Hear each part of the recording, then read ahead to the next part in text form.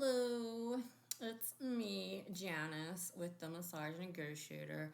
I just wanted to show you some things that I've worked on for the health body region of my website, themassagenegotiator.com. Make sure you spell that right. And then you can just go there to the home page and you will check this out. It's my Tableau links to the dashboard so that you can evaluate from all of my many notes up here of 3,075 hours that they synthesize from various textbooks that I have not added that source to, but you can see the reference course, and I will add a feature. Adding these features are actually time consuming because my database actually has a lot more information, so I have to go through it and then find out. But I mean, with Excel, you can do filter, so I could just filter by each of these and then type in each course textbook.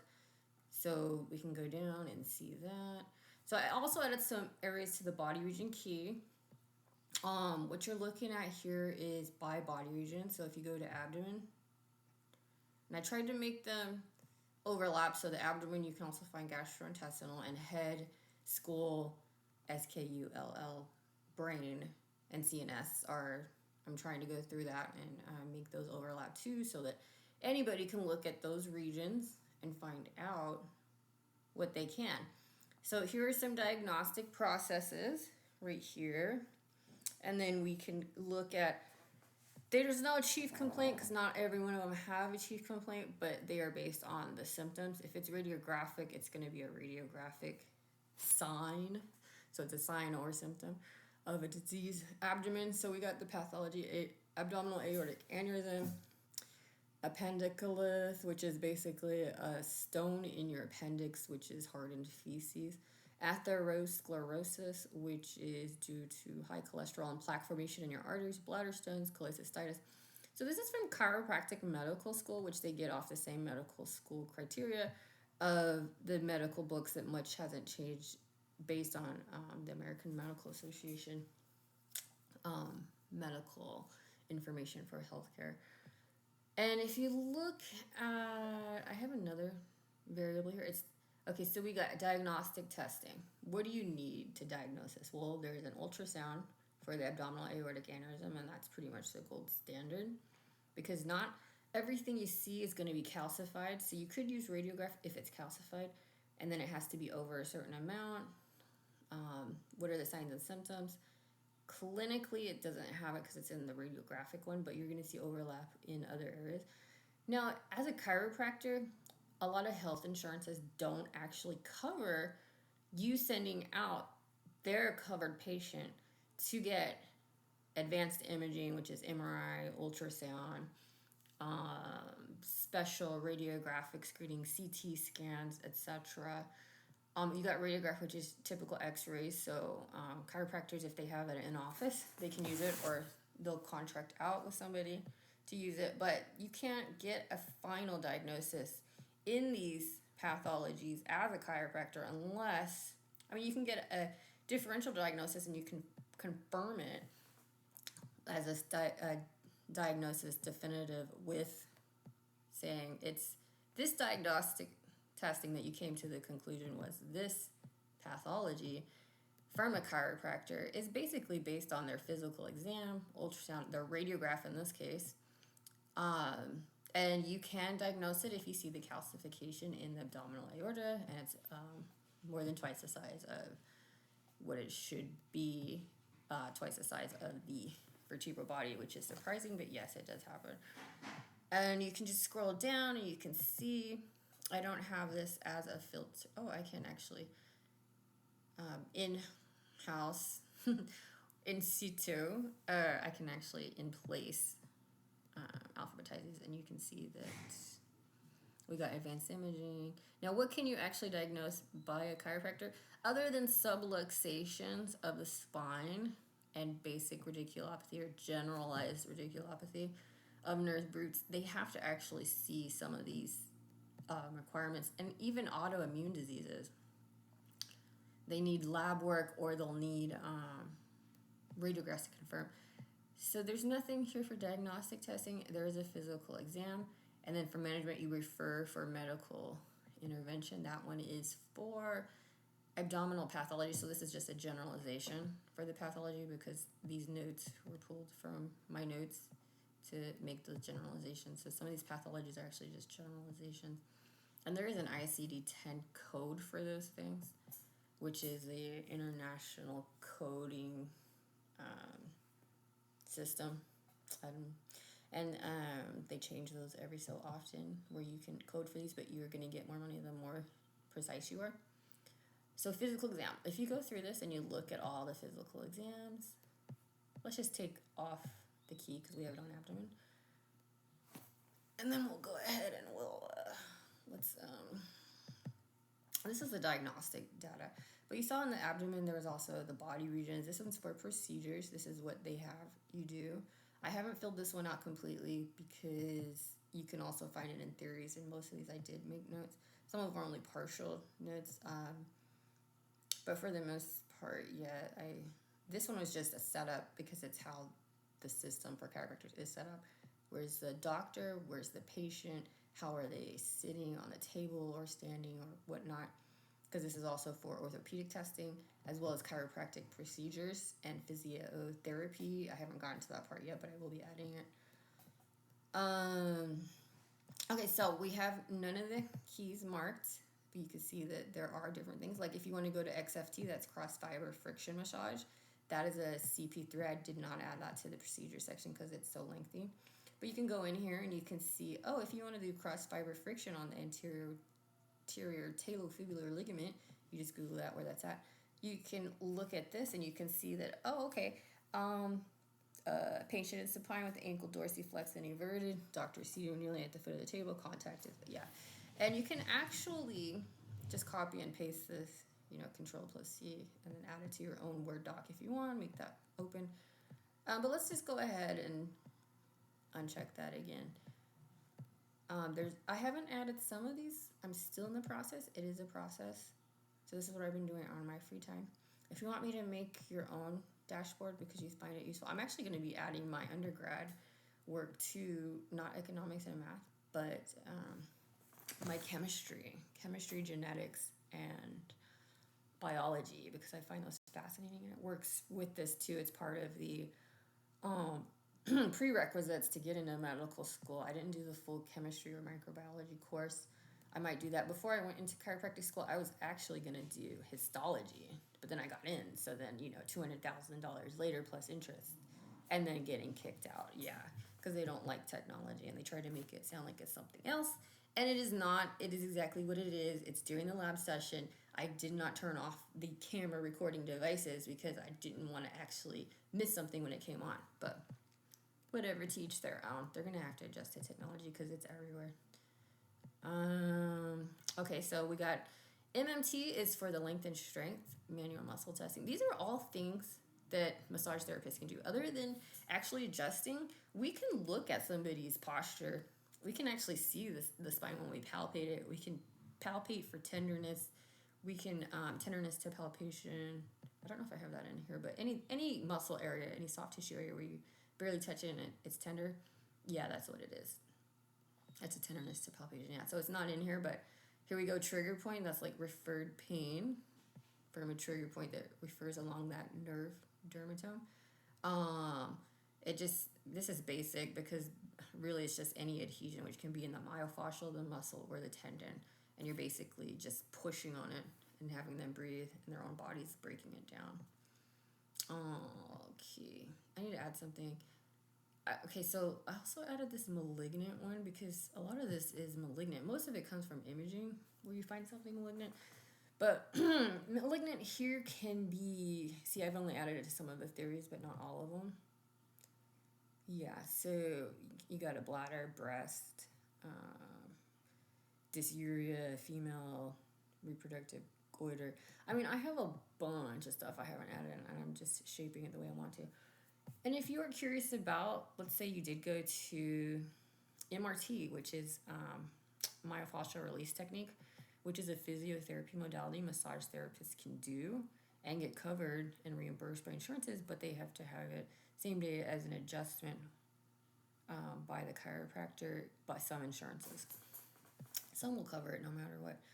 So we go here, deep neck flexors. What are the deep neck flexors? Group length and strength. The deltoid length and strength. That's actually for, because we have a deltoid ligament. This is for the actual deltoid muscles, the shoulders. But if you go down to this page, same site, massageandgoshare.com, you can go to the origin, insertion, action, innervation of muscle, and it will tell you the ankle. Let's just go to the ankle. Let's see. What do I got for ankle?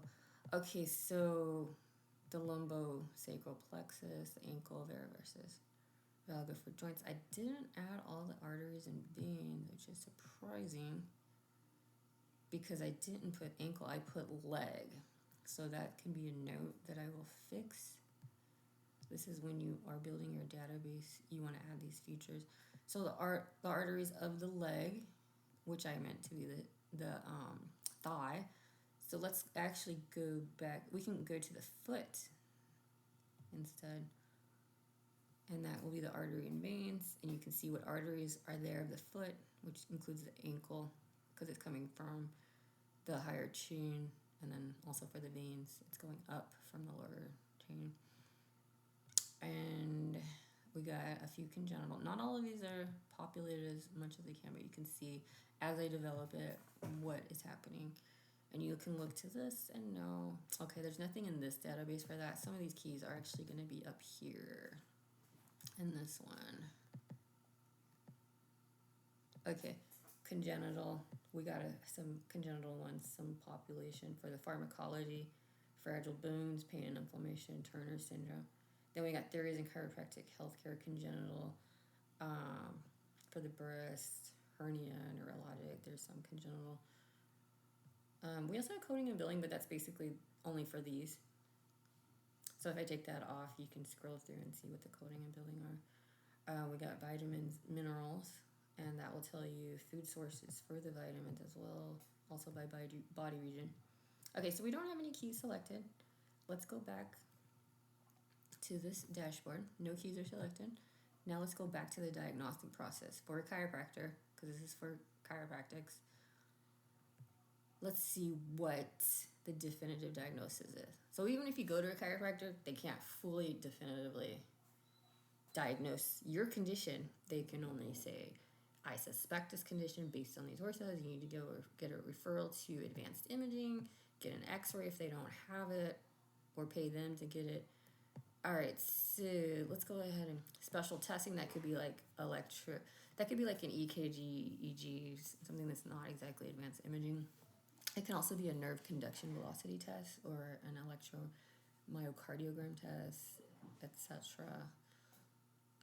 Special. Okay, so it's not. That is alphabetic. There we go. Okay, there's nothing selected here, so it should be.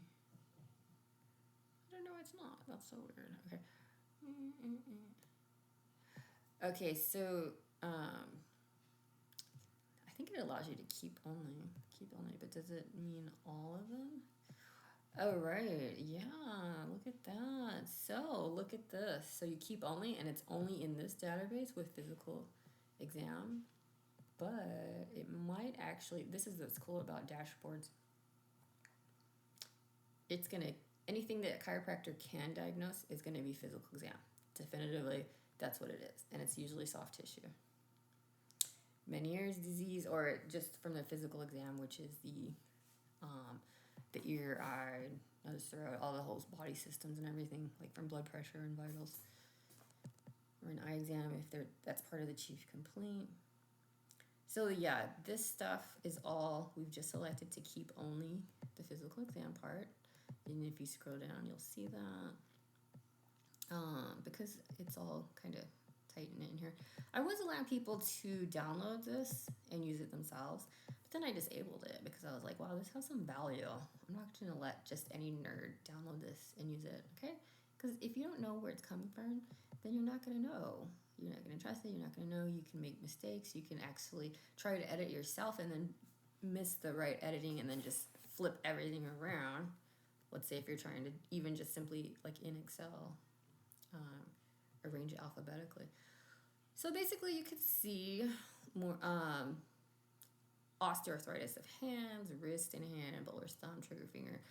But, osteoarthritis of the hand is tricky because sometimes in early stages, it can be a definitive diagnosis if it's late stage, because then you'll know the symptoms and signs and the way that the chief complaint is. They're pretty common. Like bilateral complaints is usually autoimmune.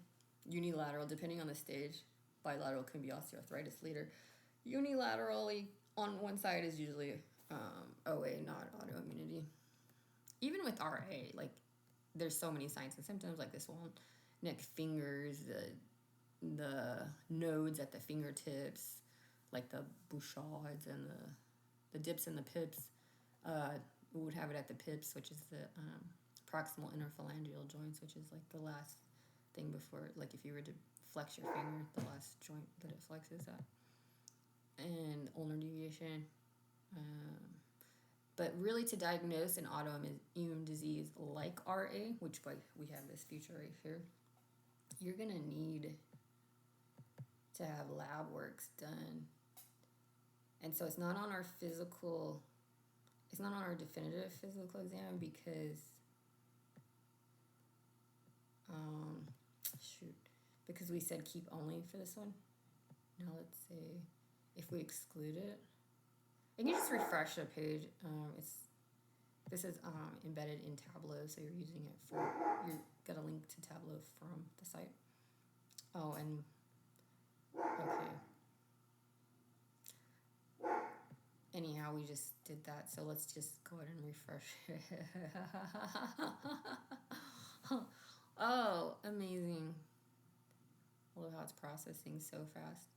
Let's go to autoimmunity. And depending on the reference course, you're looking at the whole data that I've allowed you to look at, which is the reference course. If you're looking at a DDX, that's differential diagnosis. If you're looking at a CONA, that's clinical orthopedic neuro assessment. So you're going to get a definitive diagnosis based on that course. If it's imaging, you're going to see, you don't need imaging based off that imaging. So autoimmunity, there's nothing in here for that, but you see the special testing, because usually you have to have a blood work so that they can test for biomarkers like increased ESR, increased C-reactive protein, a seropositive versus a seronegative. But then you also have to have radiograph. You have to see what stage it is in. Abdominal pain is just a generalization for some of these. This is chronic recurrent abdominal pain, which is a generalization. So I just put to fill that special testing, because you can't just, any abdominal pain, you can't definitively diagnose unless you get special testing for it. Crohn's disease, that is an IBD, which is a psoriatic type of condition. It's an enteropathic gut inflammation, which is a seronegative, so you would need labs for that. But then you would also need like a colon biomarker and stuff like that. Definitive diagnosis for this was with labs, because that's basically how you get that. You can also see it on imaging, advanced imaging. I could have just put that in special testing as well. Ulcerative colitis and IBD, autoimmune. Okay, it's going to be for RA. RA comes up a lot. Okay, rheumatic disorders versus psoriatic arthritis, multiple sclerosis, pharmacology. Oh, those are the chief complaints, but this body region is for autoimmune. Okay, yeah, we're in the autoimmune one. So, pathology, rheumatoid arthritis. There we go. That means there's a few of them. If it's null for some of these, it's because of the source. The source with their DDX, it was a generalization for probably that one. GI disturbances, so it's side effects, and that the side effects and the method of action is based on the alternate, which is alternate to chiropractic treatment. If you were to go to a different primary care If there is a medication here, then that's the alternate, and that would be the method of action. Management treatment or pharmaceutical, same here. Yeah, and some of these are actually for chiropractors, but they're not allowed to prescribe them. They actually are supposed to just be aware of them. Which you can go to the pharmacology data set right down there. Okay, I'm not trying to make this a lengthy thing, but you should explore it and see for yourself what you can get with a chiropractor and if your insurance covers that. But also anything soft tissue related that you could do with a physical exam, you can go to most massage therapists to palpate and see what you possibly have if they're skilled in it. Like me, I have 3,075 hours of chiropractic training, so that makes me like a doctor of massage. I got kicked out right before clinicals, which was you need 4,400 hours that includes the clinical, so I got kicked out at 3,075 of 3 years of stressful, intense coursework. So this is the meat of it, the heart of it, the most of it.